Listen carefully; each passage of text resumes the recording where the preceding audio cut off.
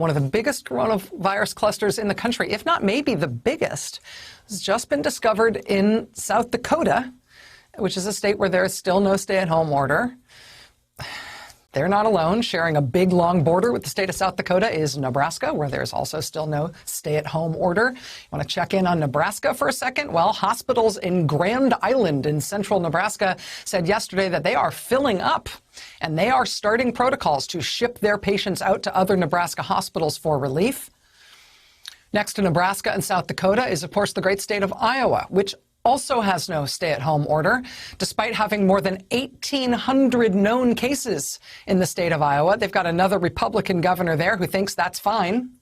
Today, Iowa announced its largest one-day spike in which was 189 cases in one day, driven by 86 new cases associated with one meat plant alone. Another meat packing plant. This time, it's a Tyson pork plant in Louisa County, Iowa.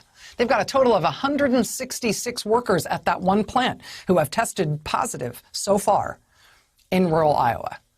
But again, the governor thinks there shouldn't be any sort of stay-at-home order in Iowa, no reason to do something like that to try to slow the spread.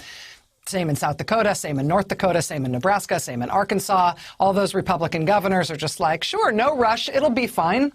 I mean, literally in Nebraska, the big coronavirus news today is that they are planning on reopening a big Nebraska Crossing mall. It's a mall called the Nebraska Crossing that's out in Gretna, Nebraska, outside Omaha. They're going to reopen that mall. They want to, at least next week. Quote, "We are going to be the first shopping center that reopens in North America." They're so excited to do that. Why are they planning on reopening next week? Well, presumably they think things must not be that bad if there's no stay-at-home order. Never mind the hospitals already overflowing inside one part of that state. Never mind the gigantic cluster in neighboring South Dakota. Never mind. It'll probably be fine.